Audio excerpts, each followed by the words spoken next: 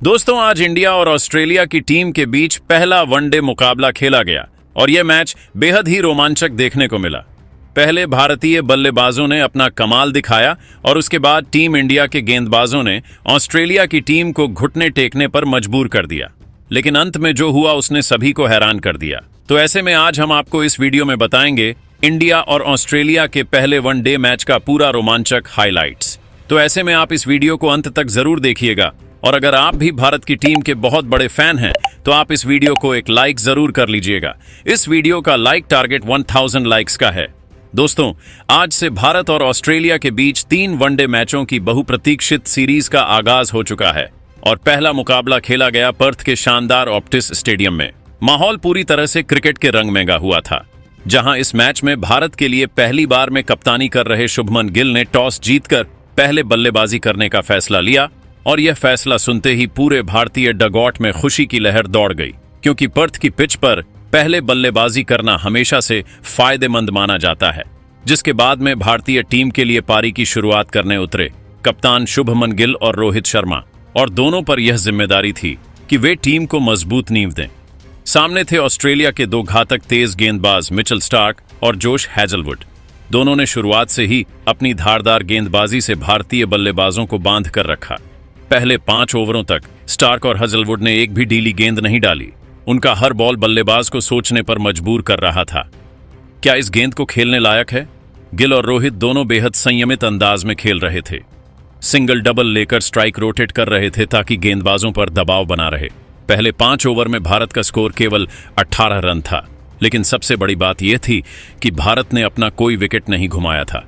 लेकिन फिर 6ठे ओवर में रोहित शर्मा ने अपने तेवर दिखा दिए। हेजलवुड के 1 ओवर में उन्होंने लगातार 3 चौके जड़ दिए और जैसे संकेत दे दिया कि अब हमला शुरू होगा। पूरा स्टेडियम रोहित रोहित के नारों से गूंज उठा। इस आक्रामक शुरुआत ने भारत की पारी को रफ्तार दी। इसके तुरंत बाद शुभमन गिल ने भी अपने हाथ खोले और मिचेल स्टार्क के खिलाफ अपनी क्लासिक बल्लेबाजी का प्रदर्शन किया। पहले एक शानदार पुल शॉट पर फिर लगातार 2 चौके और भारत का स्कोर 10वें ओवर तक 57 रन पर पहुंच गया, बिना किसी विकेट के नुकसान के। अब भारतीय बल्लेबाजों ने न सिर्फ विकेट बचा रखे थे, बल्कि रन रेट को भी अच्छी रफ्तार से आगे बढ़ा दिया था। दोनों बल्लेबाजों की बॉडी लैंग्वेज साफ बता रही थी कि आज वे सिर्फ पारी नहीं खेल रहे, बल्कि ऑस्ट्रेलिया पर हावी होने आए हैं। पावर प्ले खत्म होने के बाद भी रोहित और गिल ने अपनी बल्लेबाजी का संतुलन बरकरार रखा। रोहित जहां तेजी से रन बना रहे थे, वहीं गिल एक सटीक कप्तान की तरह सिंगल्स लेकर स्ट्राइक रोटेट कर रहे थे। दोनों के बीच जबरदस्त तालमेल देखने को मिला। नेथन एलिस जब गेंदबाजी करने आए तब रोहित ने उन पर हमला बोल दिया। 1 ओवर में 2 लगाकर उन्होंने अपनी हाफ सेंचुरी पूरी की। सिर्फ 48 गेंदों में गिल ने भी उन्हें बधाई दी और दोनों के चेहरे पर आत्मविश्वास साफ झलक रहा था। 17वें ओवर तक भारत का स्कोर 100 रन के पार पहुंच चुका था और दोनों बल्लेबाजों की साझेदारी अब मजबूत होती जा रही थी। रोहित शर्मा के बाद शुभमन गिल ने भी गियर बदला। उन्होंने एडमम चैस्पा को निशाना बनाया। उनकी स्पिन को बेहतरीन फुटवर्क के साथ खेलने लगे। 1 ओवर में गिल ने पहले मिड ऑन के ऊपर से एक ऊंचा लगाया और फिर मिड ऑन ऑफ पर शानदार ड्राइव खेली। उनकी टाइमिंग इतनी लाजवाब थी कि गेंद फील्डर को पार करते हुए सीधे बाउंड्री पर जा गिर रही थी। 21वें ओवर में गिल ने भी अपनी अर्धशतकीय पारी पूरी की और तब भारत का स्कोर 130 रन के करीब पहुंच चुका था। अब दोनों बल्लेबाज अपने शिखर पर थे। रोहित के शॉट्स में ताकत थी, जबकि गिल के शॉट्स में नजाकत और टाइमिंग। ऑस्ट्रेलियाई गेंदबाजों के चेहरे पर बेचैनी साफ दिख रही थी। उन्हें कोई रास्ता नहीं सूझ रहा था कि आखिर इस साझेदारी को कैसे तोड़ा जाए। वहीं 25वें ओवर तक भारत का स्कोर 159 रन हो चुका था और सबसे दिलचस्प बात, भारत ने एक भी विकेट नहीं गंवाया था। इसका मतलब था कि भारत के पास अब भी 25 ओवर बाकी थे और 10 विकेट हाथ में थे। गिल और रोहित के बीच हर सिंगल पर तालमेल गजब का था। दोनों एक दूसरे की रनिंग को समझ रहे थे। उनकी बातचीत मैदान पर साफ दिख रही थी। लेकिन क्रिकेट का असली मजा तो तब शुरू होता है जब कहानी में मोड़ आता है, और वह मोड़ आया 28वें ओवर में। इस ओवर में एडमम जैम्पा गेंदबाजी कर रहे थे। शुभमन गिल, जो अब 81 रन पर खेल रहे थे, उन्होंने सोचा कि क्यों ना इस ओवर में थोड़ी तेजी लाई जाए। उन्होंने जैम्पा की फ्लाइटेड गेंद पर एक बड़ा शॉट खेलने की कोशिश की, लेकिन गेंद बल्ले के ऊपरी किनारे से लगकर सीधे लंबी बाउंड्री की ओर गई, जहां ट्रेविस हेड ने हवा में उछलते हुए शानदार कैच पकड़ लिया। पूरा स्टेडियम सन्न रह गया।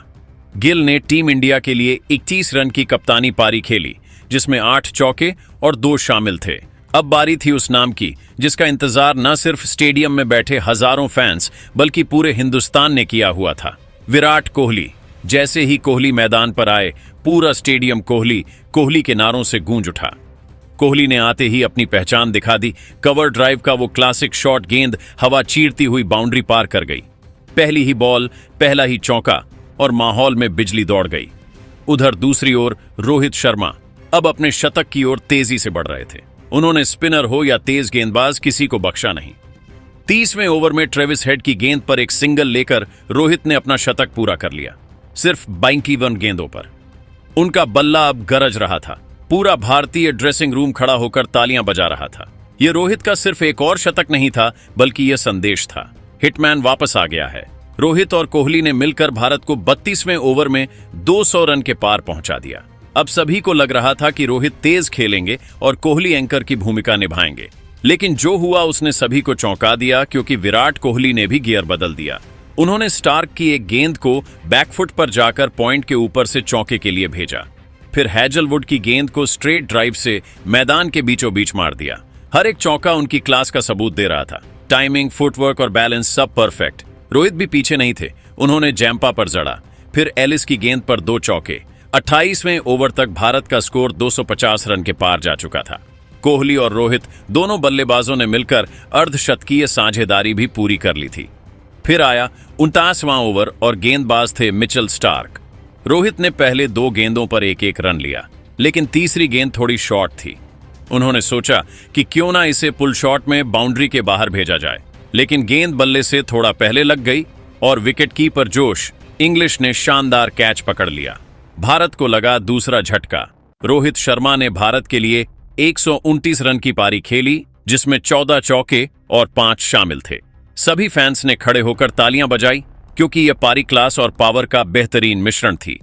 रोहित शर्मा के आउट होने के बाद बल्लेबाजी करने आए श्रेयस अय्यर, भारत के भरोसेमंद मिडिल ऑर्डर बल्लेबाज।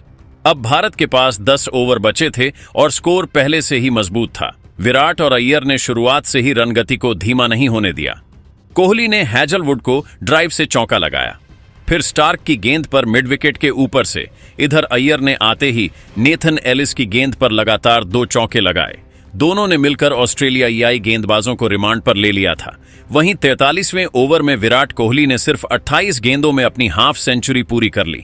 भीड़ फिर से उफान पर थी, झंडे लहराए जा रहे थे। साथ ही भारत का स्कोर भी 300 रन के पार पहुंच चुका था। अब गेंदबाजी करना ऑस्ट्रेलियाई टीम के लिए किसी बुरे सपने से कम नहीं था। कोई भी गेंदबाज ऐसा नहीं था जो रन रोक सके, चाहे वह स्टार्क हो, हजलवुड या एलिस। 47वें ओवर तक अय्यर ने सिर्फ 28 गेंदों में अपनी हाफ सेंचुरी पूरी कर ली। उनके शॉट्स की रफ्तार देखने लायक थी। कभी कवर पर चौका, कभी लॉन्ग ऑन पर, हर एक गेंद को मानो वह पड़ चुके थे। अब भारत का स्कोर 350 रन के करीब था और आखिरी 3 ओवर बाकी थे। कोहली और अय्यर दोनों अब पूरी तरह आक्रामक मोड में थे। जहां 48वें ओवर में विराट कोहली ने मिचेल स्टार्क की धुलाई कर दी। उन्होंने स्टार्क के खिलाफ 3 चौके और एक शानदार जड़ दी। उनके हर शॉट पर गेंदबाजों के चेहरों की मुस्कान गायब थी। फिर आया 29वां ओवर। जोश हजलवुड गेंदबाजी करने आए, लेकिन अय्यर ने उन्हें कोई रहम नहीं दिखाया। दोनों लगातार गेंदों पर 2 लंबे गेंद सीधा दर्शक दीर्घा में। हर एक भारतीय फैन उछल पड़ा और अय्यर मुस्कुराते हुए कोहली से हाई फाइव करते दिखे। अब बारी थी 50वें ओवर की आखिरी झटके देने की। कोहली ने पहले 3 गेंदों पर 3 चौके जड़े और स्टेडियम गूंज उठा किंग कोहली के नारों से। इस तरह भारत ने अपने पूरे 50 ओवरों में सिर्फ 2 विकेट खोकर 405 रन का विशाल स्कोर खड़ा कर दिया। ये न सिर्फ पर्थ में बल्कि ऑस्ट्रेलिया के खिलाफ विदेशी धरती पर भारत का सबसे बड़ा वनडे स्कोर था। विराट कोहली ने शानदार 86 रन की पारी खेली, लेकिन वह बस 4 रन से शतक चूक गए। कोहली का योगदान अविश्वसनीय था। वहीं श्रेयस अय्यर ने मात्र 40 गेंदों में 72 रन ठोके, जिसमें कई गगनचुंबी शामिल थे। अब ऑस्ट्रेलिया के सामने था एक असंभव सा लक्ष्य, 406 रन का था।